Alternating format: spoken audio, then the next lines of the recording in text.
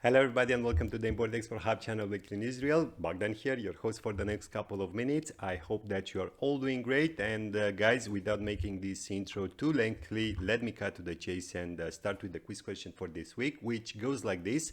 What was Bolivia's most exported product in terms of value, of course, in 2021? And options here are gold, coal, or tin.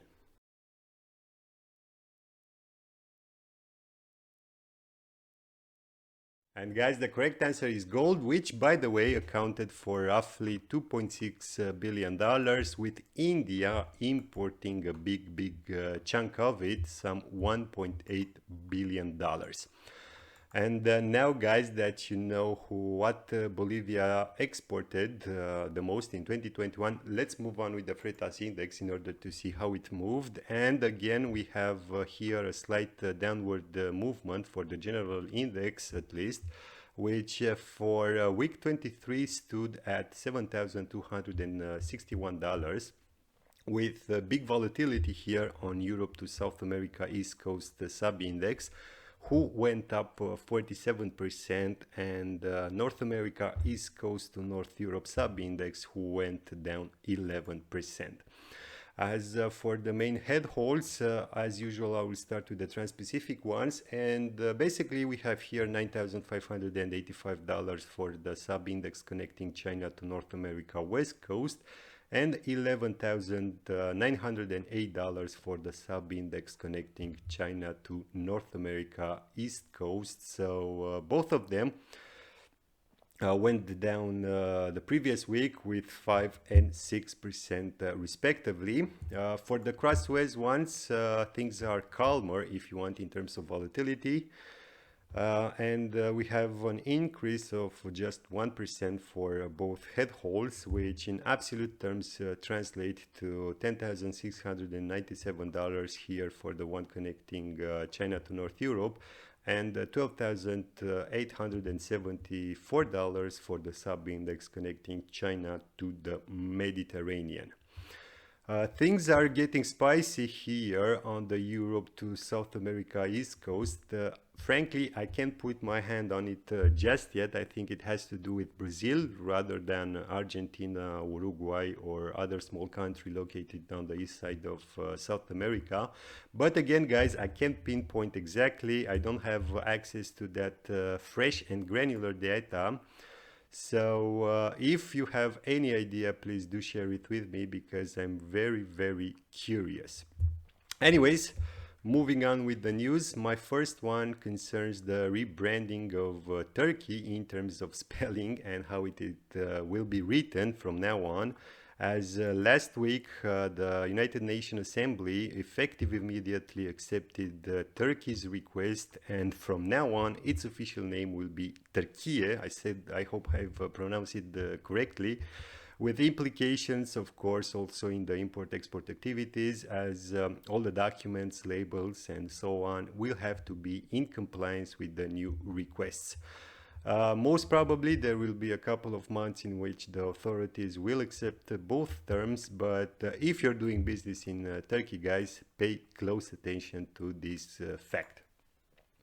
Now, moving on with the news, guys, the US Consumer Price Index was released on June 10th, and everyone's fears came true, as the CPI over the last 12 months increased 8.6% before a seasonal adjustment, with gasoline, food, and shelter being the largest contributors.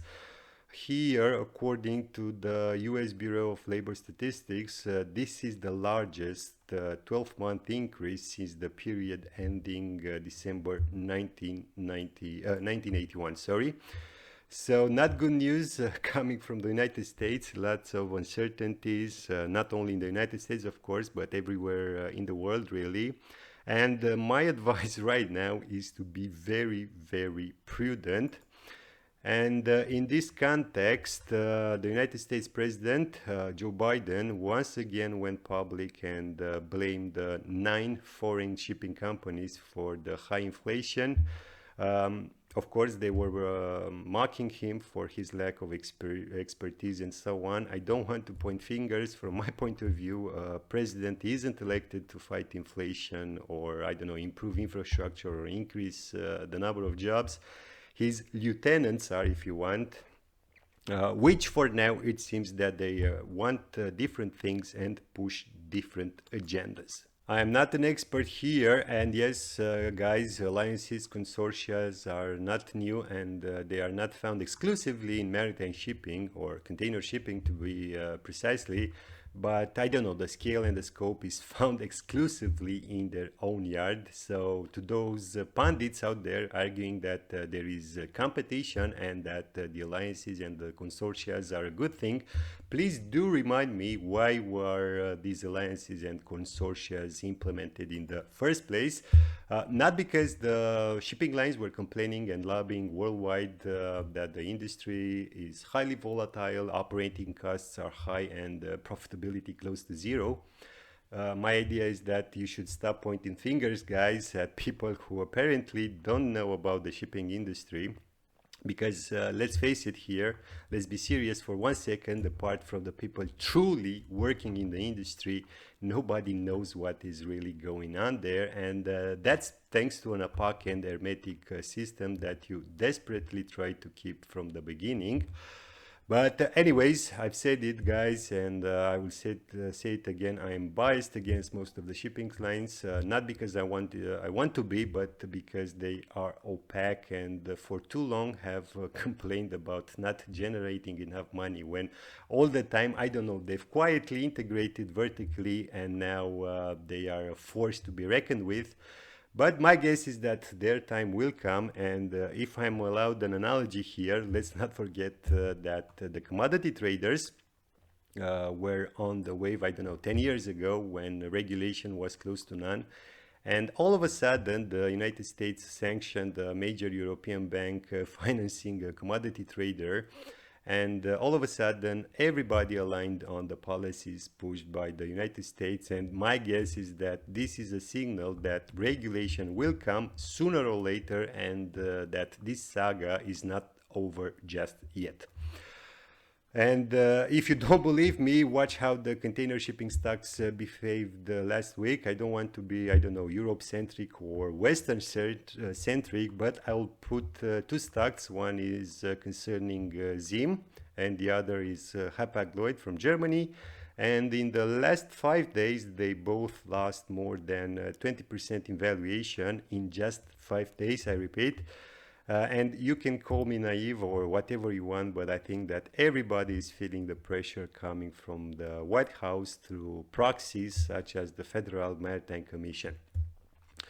Anyways, moving on with the news, guys. The next one is coming from Channel News Asia, and it's about South Korea's truckers, both unionized and non-unionized ones, who either are on strike or didn't show up for work in fears of reprisals from their trade union colleagues, with a big implication, of course, for South Korea export-oriented strategy, and the effects felt immediately as Busan, the largest container terminal in South Korea, saw a sharp reduction in throughput in just a couple of days, and major exporters, including here Hyundai Motors and POSCO, are delaying shipments because of this strike, and until the demands coming from the unionized truckers are met, things are going to be messy.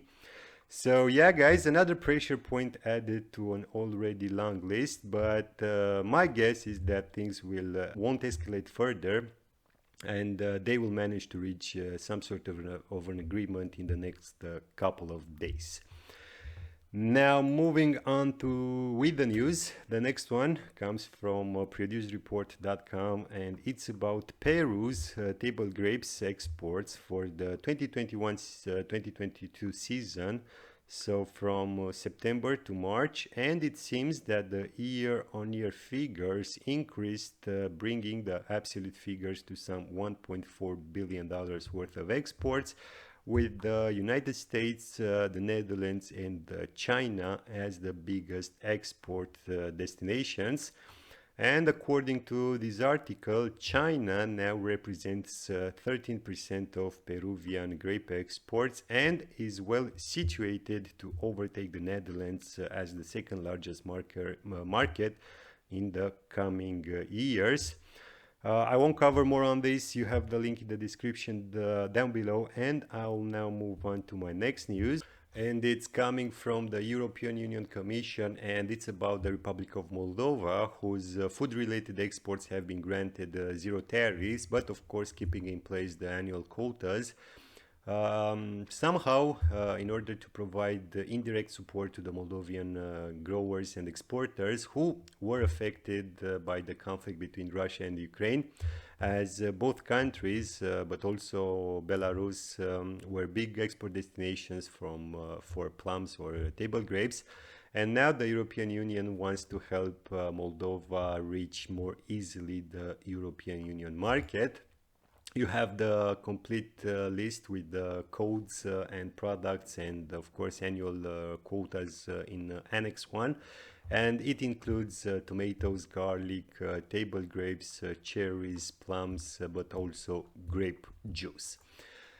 And now guys, before I finish this video, I want to give you a couple of findings coming from McKinsey. The first one concerns the global economics intelligence, covering all the major zones from Russia and China to United States and Europe. And very briefly here, according to these findings, the United States and Eurozone exhibit strong industrial and consumer activity, but it's coupled with high inflation, while China's economy contracted in April because of its strict COVID policy.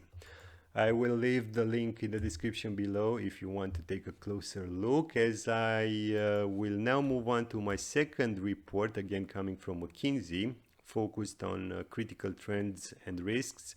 And it's basically an in-depth analysis of the macro trends from the previous report, focusing here on consumers and households, business and industry, trade, employment, financial markets, and government policy. And again, guys, you can find the link in the description below. I highly recommend you to take a closer look at, as it summarizes all the major risks out there.